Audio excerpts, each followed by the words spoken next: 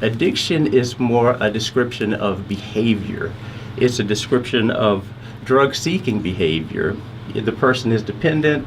They know that when they don't have this medication, they get sick, they have certain symptoms, so they'll do whatever it takes to get that medication. And that's when you get into trouble. That's addiction.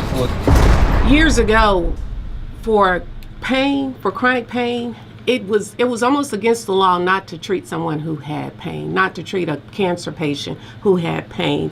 And so they came up with these different pain scales to say, is this person helping? And actually some physicians got sued because they were not managing the pain. And then this big marketing campaign came out about long-term medications, OxyContin. And so when it hit the market, what happened was that they almost hid the addicting factors of OxyContin. The rate of addiction amongst pain patients who are treated by doctors is much less than 1%. When you look at the molecule of OxyContin, it's the same as heroin. And the heroin is illegal, but the oxy, if we can make money in tax dollars, it's legal. And that's what you're hearing. You're hearing the big opioid crisis, the big issues with opioid. It's real, it's true. I mean, we can talk about how many people are dying today versus how many were dying before this big marketing campaign. It was like, if you didn't treat this patient pain, you could get sued, and it was such a big issue.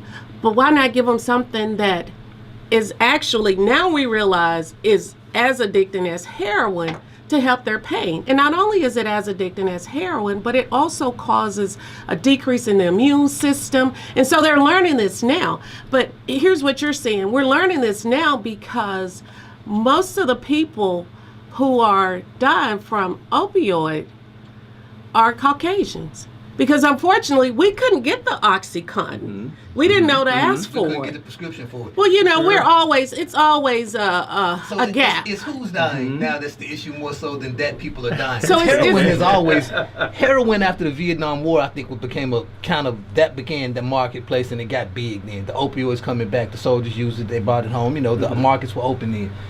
So back then it was a black or a working class or, you know, that level of blue collar people.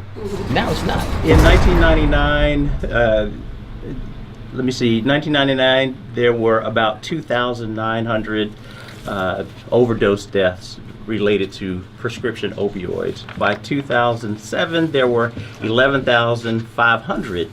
So as you can see, those numbers are growing exponentially, and a lot of it, if you track it, goes right along with the growth of the industry that's peddling OxyContin and these very highly potent pain medications. You have legislation that's being put in place, and that's why you're hearing about the opioid crisis. But we went through a span of about 10 years where that was almost how it was. It was such that, and we can get into are we going to get into the history? Sure. Okay. Yeah, okay. We'll do it. Because I think that will probably answer some of your questions. But just to give you an idea, in 2015, there were 52,000 overdose deaths in the United States. That's about an average of 91 opioid overdose deaths each day. Now, that's worse now. Those numbers have increased now. That's crazy because that's how many people died in the Vietnam War. Exactly. Yeah, and it said that. Yes. It actually, that was one of the quotes. That was actually one of the quotes. But when you talk about the history of opioids, you have to involve the DEA, okay? And so the DEA is the Drug Enforcement Office Association that kind of tracks what's going on. And so, I can't remember the years. Who was he? They had this, the DEA had a czar that actually was really... Sound like some Nixon crap. Actually, no. This guy was... the one that sold out to Purdue Pharmaceuticals? Not him. Okay, Not him. Actually, he was their boss.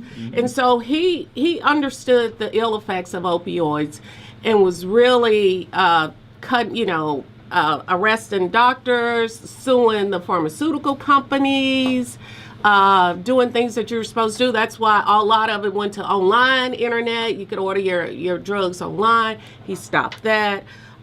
really understood the ill effects of OxyContin opioids, what it was doing, despite the marketing that we were receiving, saying, if you're in pain, now you have something that's not as habit forming. It'll give you a long-time pain relief. This is the marketing that you got. You get pain relief for 12 hours.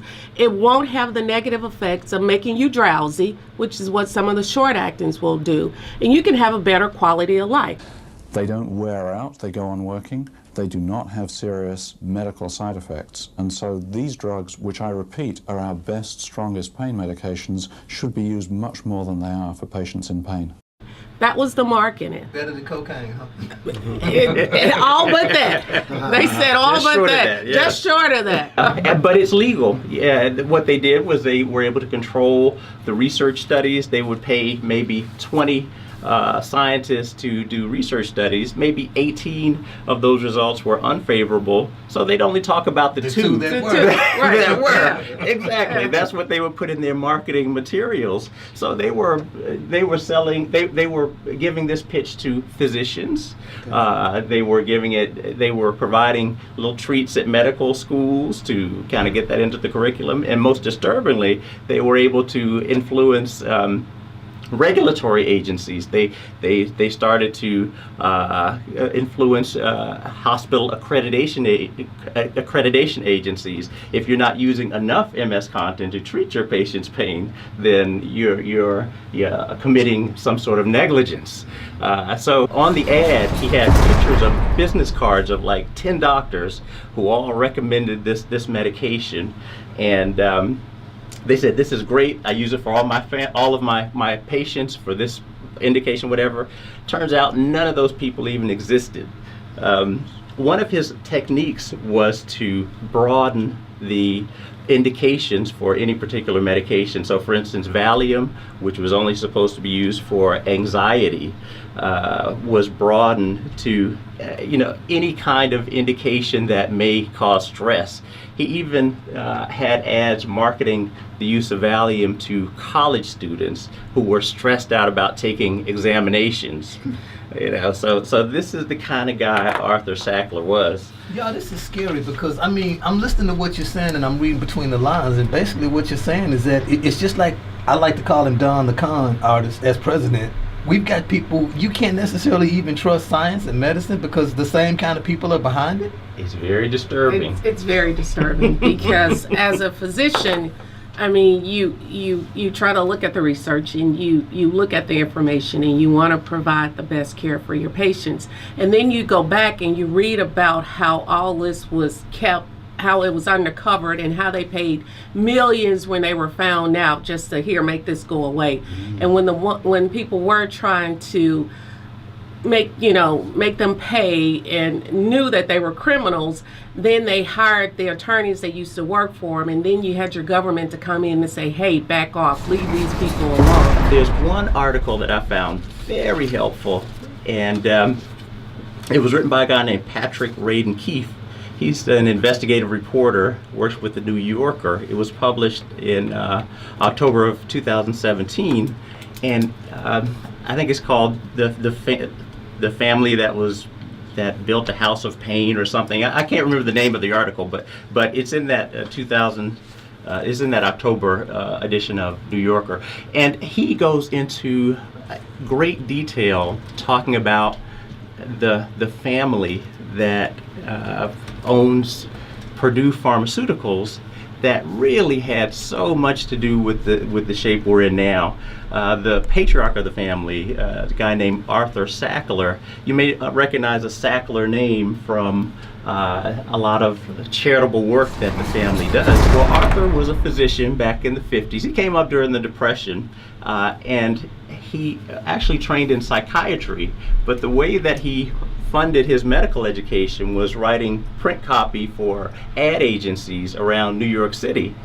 And he became very good at communicating with physicians and crafting a message that would be a little more powerful than what the usual ad agency would do. So for instance, when he was marketing an antibiotic, he would get a full-page ad in one of the local newspapers. That culture that physicians were brought into, and that's one of the reasons why you see this overprescribing of these opiate pain medications when other alternatives are probably much more appropriate.